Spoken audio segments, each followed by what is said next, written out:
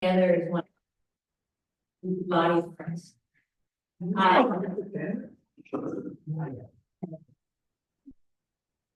So we've invited, well, the piece I can introduce is our book, The Serum Prayer.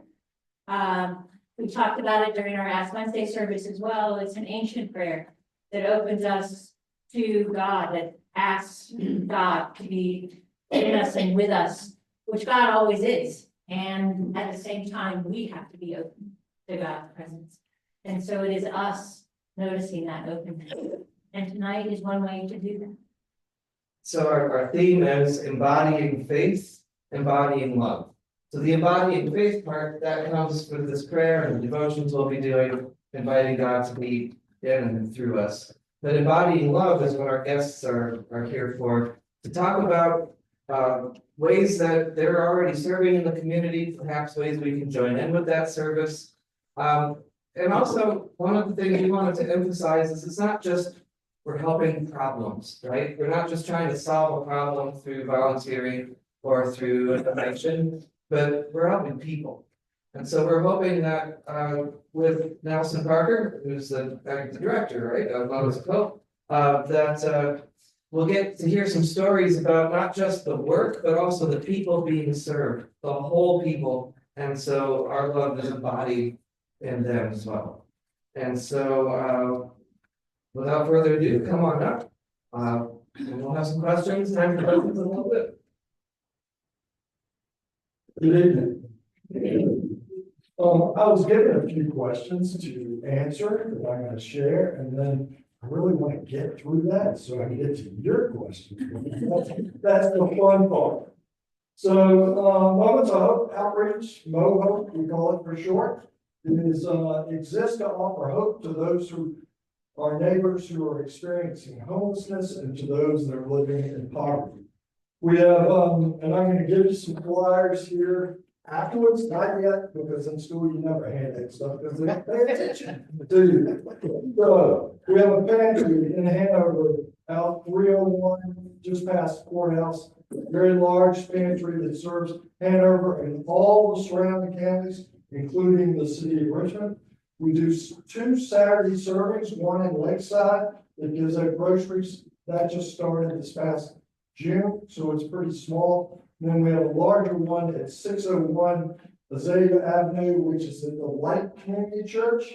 And we have groceries that we hand out. We have a church that does lunch, provides lunch.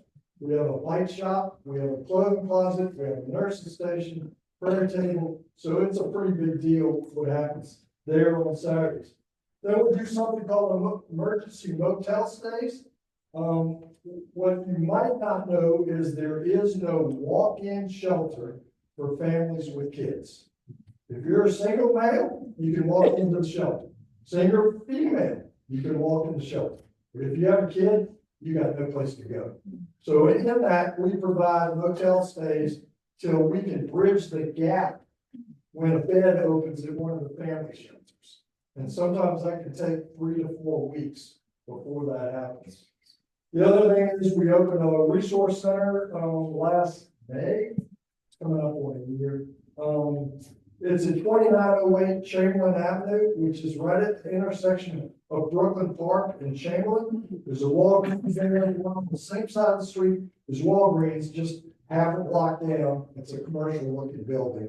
It's literally 4 blocks from where I live, so that's awesome. And then another thing that we're working on is we call them accessory dwelling units, ADUs, tiny home, grand flat, whatever you want to call them. The city of Richmond passed an ordinance a couple of years ago that allows you to build one by right as a property owner. I don't have to go through special use permit. I don't have to go through city council. I don't have to go through a public hearing. If I did, they'd never get built. You probably heard about my backyard. That's a real thing. How'd you come to be a part of this work? And interesting story. It goes back to about 2012. Sitting there watching one of these reality TV shows by MTV with my college-age son. We're just watching it. And the two main characters of the show said, you know what? We got clothes in our closet that we've never worn in years. So let's go pick them up and we'll go down to Skid Row in LA and get them out. And I went, I can do that. Clothes in my closet, I can do that. So what I do? Pack up the clothes, put them in a bag, drive downtown, hand them out, then I'm driving home. You did good today. You gave out 3 bags of clothes. God hits me upside the head with a 2x4. Says, I didn't tell you to do that. I told you to love your neighbor. That's what I told you. Not pat yourself on the back or make yourself feel good. I said, go love your neighbor. So in that, I then started to explore all the homeless services that were in Richmond. Talked to everybody, learned as much as I possibly could about homeless services. And I ended up in a church in Northside. At the time, it was Northminster Baptist Church. It's a very large church. And I was meeting somebody there that ran the clothing closet and was helping individuals in the neighborhood. So there was a gentleman there, standing there, black man, a couple of years older than I am, no teeth. I was very intimidated. I go, who is this guy? So I just went up, introduced myself, tell me about yourself, and was blown away. This guy was spent 33 years on the streets as a crack addict. And the guy got a hold of him like 15 years ago. And the story's amazing. I'd love to tell you all about it, but I'll probably run out of time. But all I have to say is I went up to Charles and I said, Charles, look, you're black and I got no black friends. Let's get together. You're the expert on homelessness. Let's get together and you can teach me. And so for 2 years, we got together once a week just to get to know each other, just to spend time and learn from each other. So that's kind of how I got started. You said if people are more than just their needs or problems, please tell us about the people you serve so we can see them more wholly. Well, we're all created in God's image, correct? Who's this gentleman? That's your neighbor. So is everybody in this picture. That's your neighbor. So my life changed back in the 2012. I'm reading the book of Samuel. And again, I'm not going to go into the details. I'll do the homework. Read that book. The story of Hannah has a lot to do with why I have this ponytail. All right. And then if you go further, you're going to read about King David, right? He gets anointed. The one thing that you learn in that is that for most of my life, I would judge people based on their appearance, based on the tattoos, the color of their skin, nose rings, you name it, right? We automatically have this impression of who they are. And God says, I judge the heart. You look at the outward appearance, right? And so for years I did that. And so in that moment, after I read that scripture and God touched my heart, these are my God glasses. I want God to use these glasses so that I can see people the way He sees people, not the way that I used to judge people all the time. So, what else? What is a misconception that people have about the work that you do? People can be fixed based on giving them some clothes or food. That's not the case. All right? Just like me going out and giving clothes and patting myself on the back. It's about relationships. How do we build relationships with people that are different than us? And the problem is in society, we like things instant, right? McDonald's, my meal right there. Amazon, give me my package today, right? That's what we're accustomed to. The relationships take time. And I'll give you a couple of stories. Donna was living with her mother in the woods behind Walmart, Broken Perry, in the little woods right there. All right. They had no business being in the woods. She's in her 60s, daughter's in her 40s. They have no clue as to what they're doing. Donna needs to go serve a week at Pamunkey Regional Jail. We all know where Pamunkey Regional Jail is. How's she going to get there? Does she even have a phone to contact?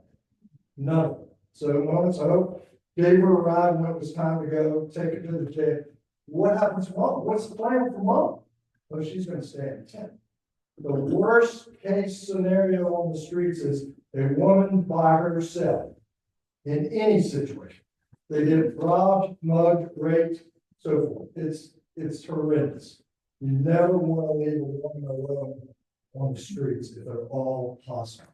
So in this case, Moments of Hope put the mom up for a week in a motel while daughter served her time. We go to pick her up. So I said, fine. And I said, my friend Henry with me, he said, okay, Don, what are you gonna do? I said, just be honest with me. We don't like to play games because if you play games, I don't know what you really need. Okay, just be honest. I want to have a come to Jesus meeting.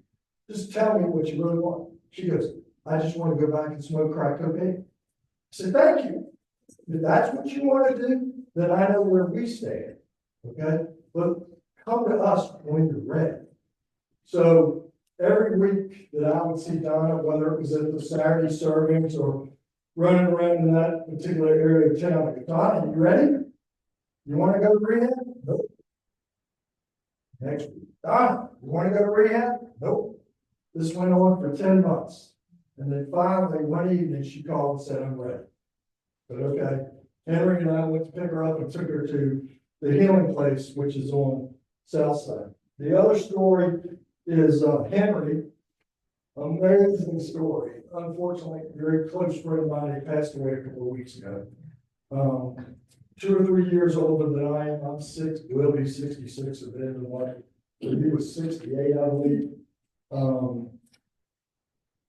50 years on the streets. 50 years on the streets. One day he finds himself down at MCV. He's in intensive care. When you do drugs for that long, it takes a toll on your body. His heart's about to give out. The doctor walks into the room. Mr. Mitchell, yes, you're going to die in 2 weeks. 2 weeks. The chaplain comes in, shares Christ with him. He has an encounter with God that was 6 years ago. His life change was unbelievable and a huge testament to what God can do in somebody's life. Became one of my best friends, and we did ministry together in terms of at Moments of Hope, reaching those people that I can't reach, okay, but he can reach, right? He has something he can relate to. I don't necessarily.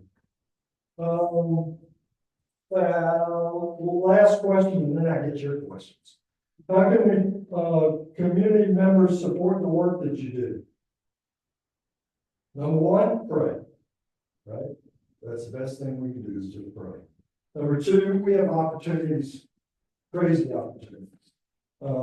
Saturday service. Now, if you say you want to fix lunch for the people on Saturday, that gets booked a year in advance. So I can't get you in on that. But we can welcome people to come and sit with people and have a conversation.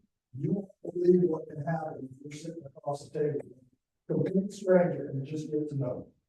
All these things that we do are on ramps to building relationships. The resource center happens now 5 days a week where we didn't have one.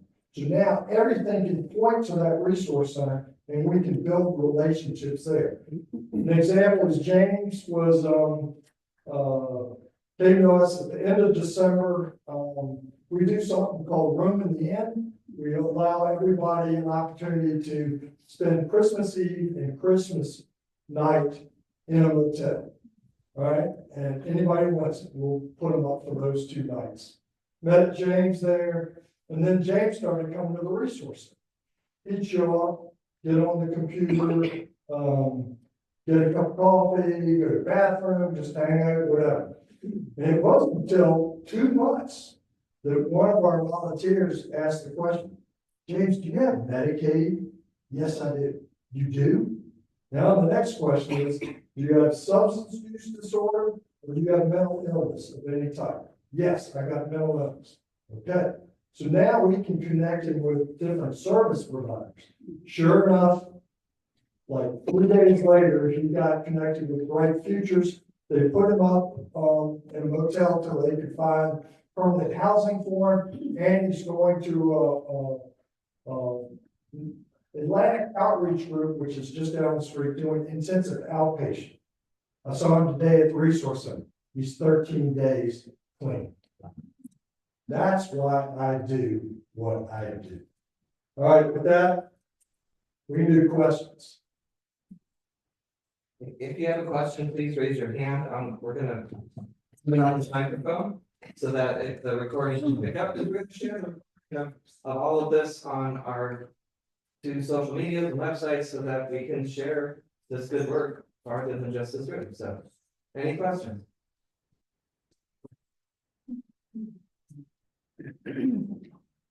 No, it's on the recording. There you go. Got it real close. So how are you funded?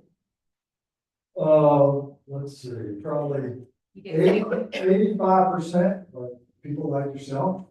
We do get some grants. County and Waco gives us money because they don't have homeless services. So we help them. I'm applying for grants with the city, and then there's some other private grants. But again, that doesn't compare to the people that are giving $50 a month, $100 a month, whatever. That's what we receive. Now, the food thing is a totally different animal.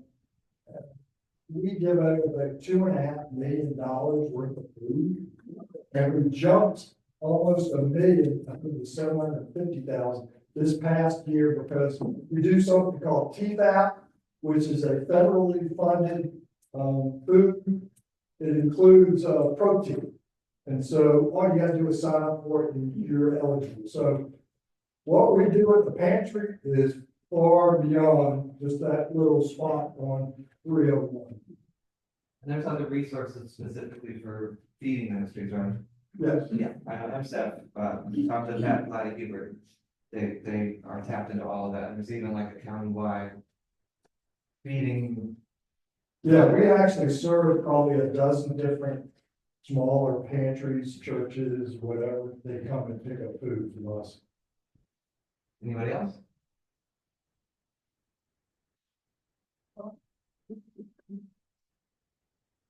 There you go. What do you do with, like, women who have school-age children? How do you get them in a school so they can stay more than a week or two? So the big issue is the families with kids and getting them into I hate calling them shelters because there's a distinction. The shelter in Salvation Army is a big room like this with a bunch of cots in it.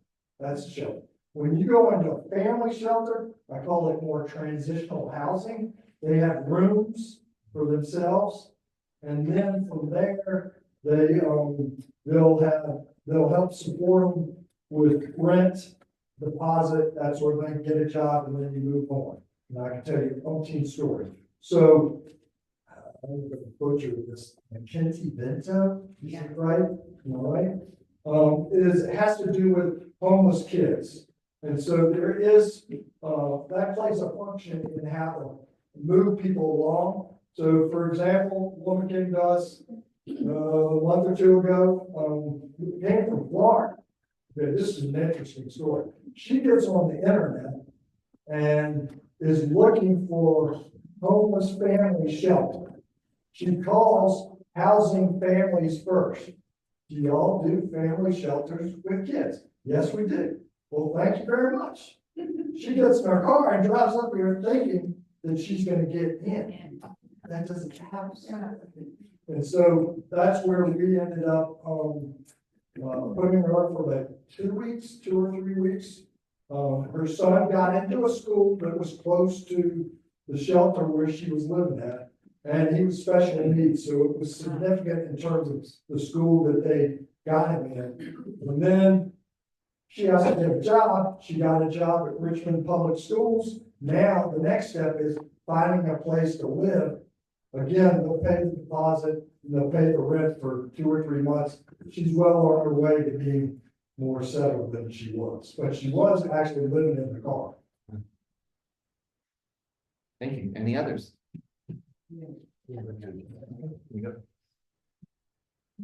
Hi, my name is Judy, and I'm a work at MSEP, and I also am one of the telephone persons that takes a lot of telephone calls.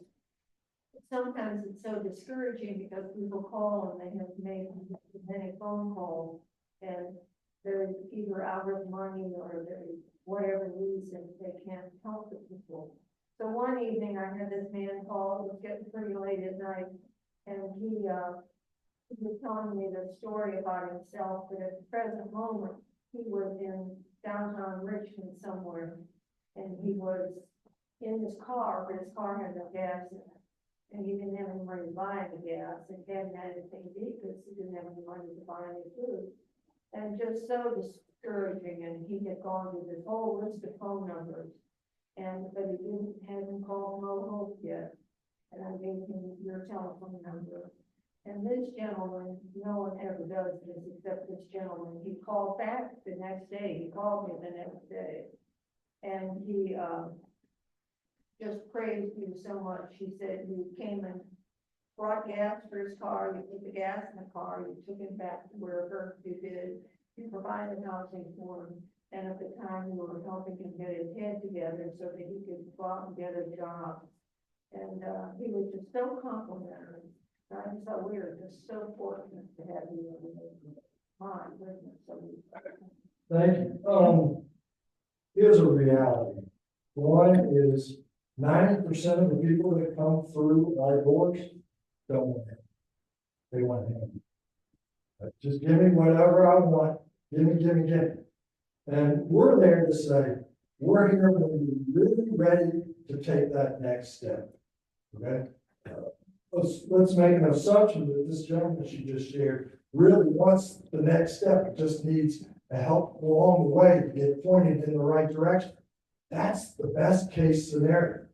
Now I can share you a bunch of home runs, and but I strike out all the time. My best analogy of what we do is a baseball analogy, and I hate baseball. It's a great analogy. Major League Baseball. If you bat 300, you're an all-star. All I want is one hit. Okay, I'll tell you the story. This is kind of again how I got started in this. Ended up doing a homeless retreat. What the heck's a homeless retreat? Took 10 men off the streets, asked them to stay sober for 3 days. We went to a youth camp in Scottsville, Virginia. Had an awesome time, but the intent was two. One, to have fun. When was the last time a homeless person had fun? Okay, and two, to build up enough of a relationship that they'd come to me when they needed help, when they were ready to take that next step. 2 weeks out, sure enough, David calls and said, I'm cold, I'm wet, I'm done. I said, okay, you ready to do what you need to do? Yep. All right, called up a friend who had a house in Holland Park. He goes there and lives there, rents a room, and does odd jobs to pay his rent. But 2 weeks into it, I get a call. Nelson, get over here, quick. What's wrong? David's running around naked. I haven't had an experience dealing with it. No, he's running around naked. Guy goes, go look at neighbor. So I go. Long story short, and this has been on for a while, but I'll try to keep it brief. David's out of his mind. He's going to commit suicide. We call the cops. Ambulance comes, takes him to MCV. I've never experienced anything like this in my life. We get down to MCV, and they treated him like dirt. And I literally mean that. I never experienced anything like it, and I was just in shock because I just assumed everybody get treated the same way if you come to the hospital. No, that is not the case. David's in intensive care. No, wait, excuse me. David gets released. This was on a Saturday. David got released at 4 o'clock in the morning, Sunday morning. 4 o'clock in the morning. No ride, no phone, no money, Nothing. That happens all the time. And so, I'm actually, at the time, I was working down here at the community church. I was the administrator. I'm driving from Bon Air to church and I called David, hey, what's up? He goes, I'm home. You're home. He goes, I walked from MCV to Highland Park at 4 o'clock. That was Sunday morning. Wednesday, he's in intensive care at MCV. Had they done their job Saturday night, he would have been in intensive care. The problem was they assumed he was on drugs, drunk, whatever. Okay? The reality is that his sodium levels were reduced or lower, whatever. Once it gets too low, you get delirious. They assumed something else. Had they done their job, it would happen. So long story short, he's in and out.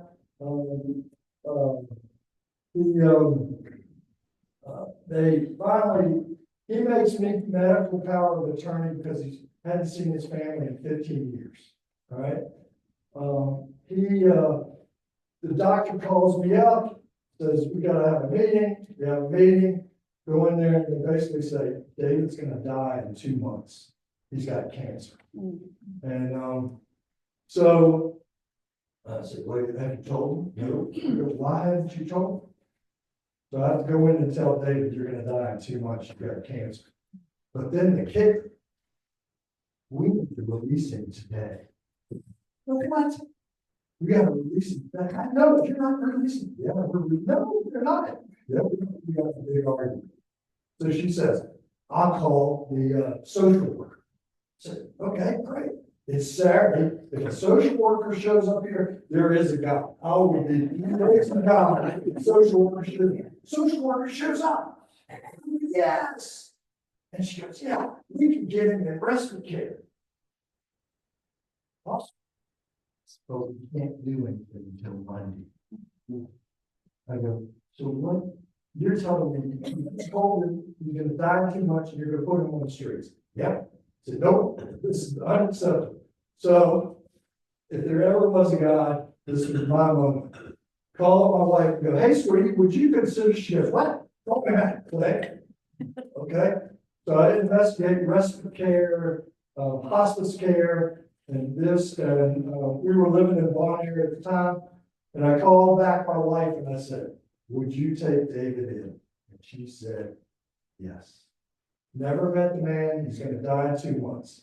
Now, the cool ending of the story is a friend of mine Googled his name. Google is awesome. It can also be bad, but it's awesome. Googles his name. Up comes an obituary of a niece of David's who passed away. But you always list the family members in the obituary, right? So my friend pays a service online, gets a phone number, ring, hello? Yes, do you know what David's doing? What? David's alive? We haven't seen him in 15 years. So in August of 2013, just down the road, there was a family reunion with David, with his brother, his sister, and his niece. And he ended up moving in with his brother. And the last few months of his life were the best months of his life. That's why I do what I do. Thank you for sharing all that you shared with us tonight. Something I heard you say over and over again was relationships. Outreach, especially within churches, and we care and we want to help. And so we respond. And at the same time, it becomes that give and we miss the relationship piece. So So within the work that MoFo does, if I were sitting in this congregation and saying, this is important, but I don't know what first steps to take, what's 1 or 2 steps I could take towards exploring building relationships with those who are my neighbors? Sure. First, come out to the side of your serving. Just be there to observe. it may not be the right fit for you, right? Come to the resource center.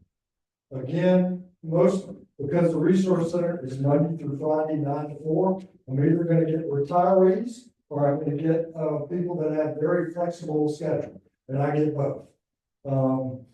You know, you can fix soup, you can fix coffee, you can write somebody a thank you card or an encouragement card. You can pray.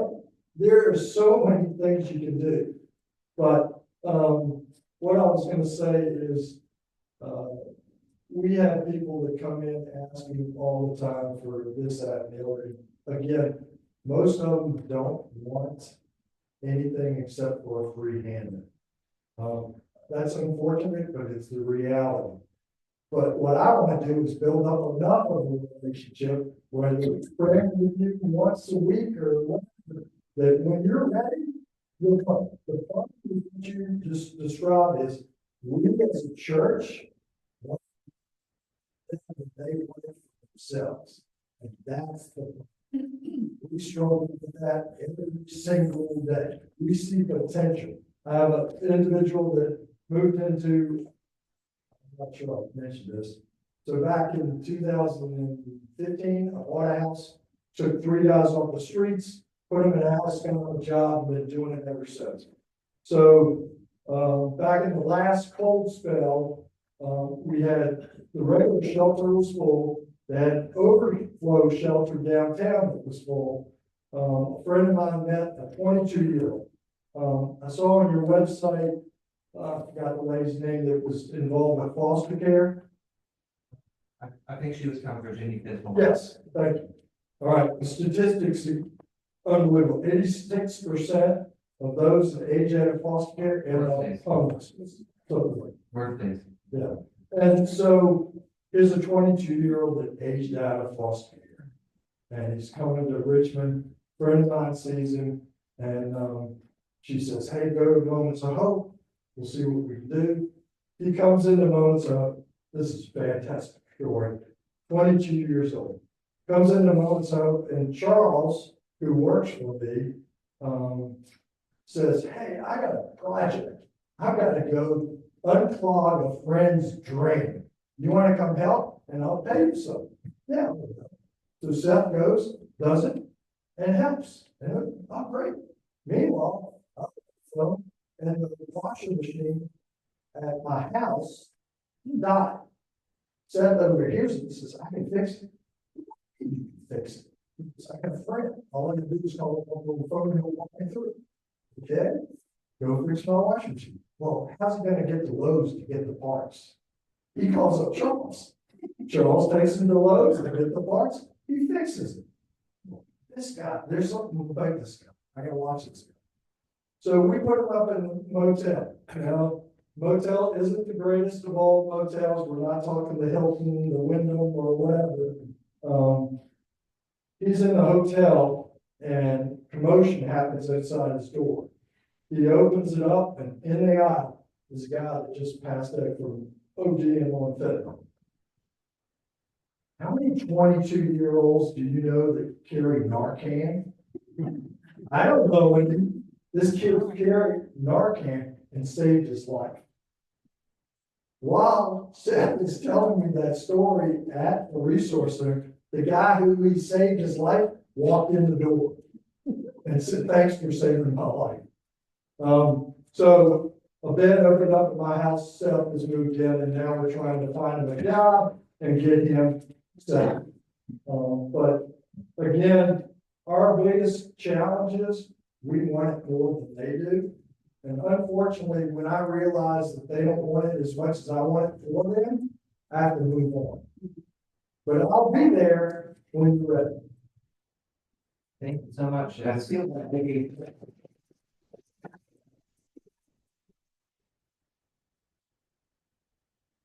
what you just described as a sensation God feels a lot with all of us people that God wants to press on we do sometimes. Thank you so much for the work that you and your organization do. Thank you for taking the time Here's some handouts. to talk with us tonight. And just so you know, the next 3 weeks, I'll touch on things that you've already spoken about tonight. Next week, we've got somebody from Community Services Board that helps with mental illness. The week after that, we've got somebody from InCircle, which used to be called Lutheran Social Services or Lutheran Family Services, to talk about foster care. And then the fourth guest that we're going to have is from Hanover Safe Place. So taking people in domestic violence situations. So I hope you all come back for all of those. We're gonna just take a moment to move something over and we'll begin our time of worship. Sure.